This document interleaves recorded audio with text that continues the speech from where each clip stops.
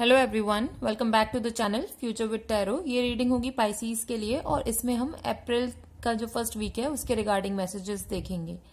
Means 4 अप्रैल से लेकर 10 अप्रैल का जो टाइम पीरियड है उसके। और जिन लोगों को भी मंथली रीडिंग देखनी है अप्रैल की तो आप प्लेलिस्ट में जाकर भी देख सकते हो। तो पहला कार्ड आपका 2 ऑफ वॉन्ड्स का कार्ड है। मींस ये जो टाइम पीरियड है ना, इसमें आपको लिटरली अपने लाइफ के रिगार्डिंग प्लान्स बनाने होंगे और जैसे ही आप डिसीजन ले लेते हो कि हाँ मुझे इसी पर्टिकुलर पाथ पर चलना है तो प्लीज अब स्टेप्स लेना शुरू करो, क्योंकि ये टाइम पीरियड ऐसा है कि अब आपको अपनी कंफर्ट जोन से बाहर आना होगा, रिस्क लेने पड़ेंगे अगर आप अपनी चीज लाइफ में कोई चीज अट्रैक्ट करना चाहते हो या सक्सेस उस चीज में पाना चाहते हो। ठीक है, और ये भी पॉसिबल है कि आपकी जो लाइफ के एक्सपीरियंसेस हैं वो भी इंक्रीज होंगे जस्ट बिकॉज कि आप इस जर्नी पर जा रहे हो। तो थोड़ा सा प्लान करके ही निकलना चीजों को। और ये भी पॉसिबिलिटी है कि जो भी आपके गोल्स थे ना माइंड में, अब आप उनको धीरे धीरे अचीव करोगे। लेकिन एक चीज और बोल दूं, अगर कोई भी काम आप पार्टनरशिप में कर रहे हो, जैसे कि आप नेक्स्ट कार्ड देख ही रहे हो कि 2 ऑफ कप्स का कार्ड है, तो मीन्स कि आपको पार्टनरशिप में काम तो करना ही है। ऐसा नहीं है कि सिंगल आप खुद ही करो, लेकिन आप अगर पार्टनरशिप में काम कर रहे हो तो ये जरूर देखना कि आपके जो भी साथ है इंसान, या तो आप लीड करो या फिर वो इंसान लीड करे। मींस दोनों की एनर्जी सेम नहीं होनी चाहिए। अगर एक पैसे से अच्छा है तो दूसरा माइंड से अच्छा होना चाहिए। ठीक है, यानी कि दोनों ही पैसे से अच्छे होंगे तो भी क्या फायदा अगर अब आप उसमें दिमाग न लगा पाओ। दोनों ही माइंड से अच्छे होने से भी कोई फायदा नहीं है जब आप पैसा ना लगा पाओ। तो थोड़ा सा ये बैलेंस देख के काम को करना और अपने अकॉर्डिंग आप देख सकते हो कि आप किस चीज में अच्छे हो, तो उसके अपोजिट जो चीज है उसमें ऐसा इंसान ढूंढना जो कि अपोजिट चीज के लिए वो कैपेबल हो करने के लिए। दूसरा, अगर रिलेशनशिप की मैं बात करूं तो रिलेशनशिप अच्छी होगी, लेकिन प्रॉब्लम क्या है कि दोनों ही एक स्टेबल कंडीशन पे हो, दोनों का ही माइंडसेट एक जैसा है, दोनों ही सक्सेस के पाथ पर चल रहे हो। ठीक है, तो पावर स्ट्रगल आ सकती है आप दोनों के बीच में। रिलेशनशिप्स की बात कर रही हूँ स्पेशली, तो थोड़ी सी इसमें भी आपको ये ध्यान रखना है कि अगर कोई गुस्सा है तो उस टाइम पर दूसरा बंदा शांत हो जाए। ठीक है, थोड़ा सा बैलेंस क्रिएट आपको ही करना पड़ेगा। नेक्स्ट कार्ड है 3 ऑफ पेंटिकल्स का। तो ये शो करता है कि कोर्ट मैरिजेस के लिए, अडॉप्शन ऑफ अ चाइल्ड, या फिर कोई भी लीगल मैटर इन्वॉल्व हो जहां पर 2 लोगों का इन्वॉल्वमेंट हो, मीन्स पार्टनरशिप में कुछ हो। नेक्स्ट कार्ड है हैंग्ड मैन का कार्ड। तो ये कार्ड शो करता है स्पिरिचुअलिटी में ये पॉजिटिव कार्ड है, यस कार्ड है। आप कर सकते हो अगर आप इस पाथ पर जाना चाहो।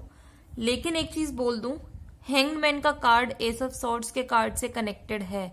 ठीक है, ये बहुत कम लोगों के लिए रेजोनेट करेगा। स्टिल मैं आपको ये मैसेज दूंगी कि जिन लोगों की हेल्थ खराब है या फिर जिनके भी आसपास किसी की हेल्थ बहुत टाइम से खराब चलती आ रही है, तो पॉसिबिलिटी है कि उनकी डेथ भी हो सकती है। तो क्योंकि ये मैसेज में आया है इसलिए मैं आपको बता रही हूं।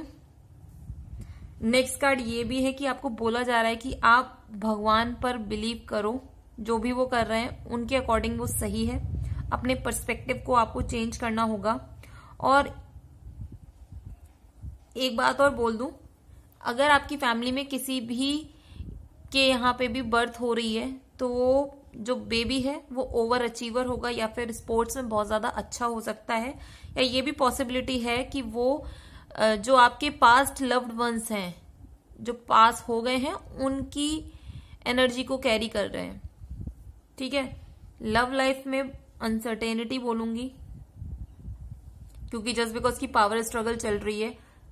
दूसरा एक चीज और है इसमें, आपको ना लव लाइफ से रिलेटेड थोड़ा सा वेट करना होगा, पेशेंस रखिए क्योंकि ये कंडीशन अभी अटकी हुई सिचुएशन में है और आप चाहते हो कि किसी पर्सन के साथ अटैच होना या फिर ऑलरेडी जिसके साथ आप कनेक्टेड हो, तो आपको कॉम्प्रोमाइज करना होगा। आपको अपनी लाइफ से टॉक्सिक लोगों को बाहर निकालना होगा।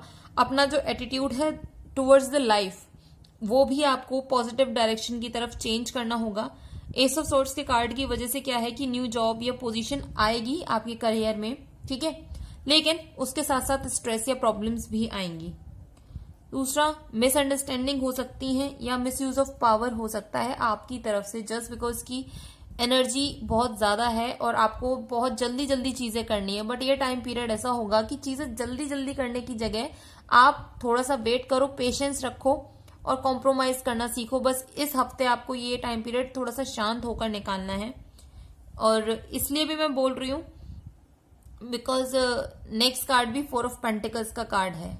तो पहले इस वाले कार्ड को तो मैं बाद में समझाऊंगी, लेकिन एक और मैसेज है, जो लोग अपनी लाइफ में जस्टिस सीख कर रहे हो या फिर किसी से एक्सपेक्ट कर रहे हो कि वो आपको सच्चाई बताए, तो वो ये एनर्जी क्रिएट हो रही है कि इस टाइम पर आपको सच्चाई भी मिलेगी और अगर आप जस्टिस सीख कर रहे हो तो वो भी मिलेगा। ठीक है, नेक्स्ट कार्ड है 4 ऑफ पेंटिकल्स का। तो ये शो करता है कि fear about your finances, your money, और आप इतना ज्यादा डिप्रेशन कह लीजिए या टेंशन या स्ट्रेस बोल लीजिए, क्योंकि आपको अपने फाइनेंसेस से रिलेटेड जो डर है ना वो लगा ही रहेगा। और आपको मैं एक बात और बोल दूं, क्योंकि ये card 4 of pentacles 5 of swords के साथ कनेक्टेड है, तो कोई ना कोई आपके इर्द गिर्द ऐसा इंसान है जो कि आपको चीट करेगा और ये भी पॉसिबिलिटी है कि वो जीत जाए। ठीक है, लेकिन एक चीज बोल दूं, परेशान मत हो अपने फाइनेंसेस को लेके। भले ही वो इंसान आपको चीट करके जाए, वो उस इंसान के लिए ना शॉर्ट टर्म की सक्सेस होगी। वो आपको परेशान करके आपका पैसा थोड़ा सा इम्बेलेंस कर सकता है ना, और आपकी लाइफ में जो कॉन्फ्लिक्ट्स भी लाएगा ये इंसान, पॉसिबिलिटी है बहुत ज्यादा, क्योंकि ये पर्सन इगोइस्टिक पर्सन है। ये रेस्पॉन्सिबिलिटी लेने के लिए रेडी नहीं है किसी भी चीज की। उसे लगता है कि बस वो जीतना चाहिए, चाहे वो गलत स्टेप्स लेके ही क्यों ना करे। ठीक है, आपके वर्क प्लेस में भी बुली हो सकती है या फिर डिफेंसिव एटीट्यूड की वजह से भी चीजें खराब हो सकती हैं। तो कोशिश करना कि आप डायरेक्टली किसी चीज में इन्वॉल्व ना हो। अगर आपको लगता है कि आपसे सीनियर या फिर कोई अगर एचआर है आपकी कंपनी का, तो आप उसको इन्वॉल्व करवाओ। ठीक है, और इस टाइम पे ये भी पॉसिबिलिटी है just because of your fear कि आपको ऐसा लगेगा कि हर कोई आपके अगेंस्ट में है। ठीक है, और लव लाइफ में भी बोलूंगी, आप जो है आप अपनी लाइफ में ना, लव लाइफ में पैशन तो क्रिएट करोगे, लेकिन वो इतना ज्यादा डोमिनेटिंग वे में होगा कि वो चीज पसंद नहीं आएगी आपके पार्टनर को। ठीक है, तो डिसएग्रीमेंट भी हो सकते हैं। बट नेक्स्ट कार्ड जो है मैजिशियन का कार्ड है। जो नेगेटिव अगर आपके साथ हो रहा है ना, इसको लेके बैठना मत, क्योंकि मैजिशियन की एनर्जी ऐसी है, अब जो वीक का एंड टाइम होगा ना, उसमें आपको क्या करना है, अब स्टेप्स लेने हैं। अब फाइनली जो लोगों के चेहरे थे ना वो सामने आ गए हैं। आप बिलीव करो, मैजिशियन की एनर्जी ऐसी होती है कि जिस चीज में आप हाथ डालोगे ना वो चीज सोना उगलेगी, वो वाला हिसाब हो जाएगा। और जिस भी फील्ड में चाहोगे वो चीज क्रिएट कर पाओगे, क्योंकि आपके पास वॉन्ड्स की भी एनर्जी है, सॉर्ड्स की एनर्जी है, कप्स की भी है, पेंटिकल्स की भी एनर्जी, मीन्स चारों तरीके की एनर्जी है। और इन्फिनिटी का साइन आप देख रहे हो, इनफाइनाइट पॉसिबिलिटीज आप अपने हार्डवर्क के बेसिस पर क्रिएट कर पाओगे। लेकिन फिर वही बात बोलूंगी मैं कि आप अपने आसपास के लोगों और कलीग्स वगैरह से ना थोड़ा सा संभल के रहना और देखना कि इस टाइम पर वो आपके लिए कुछ गलत ना करे।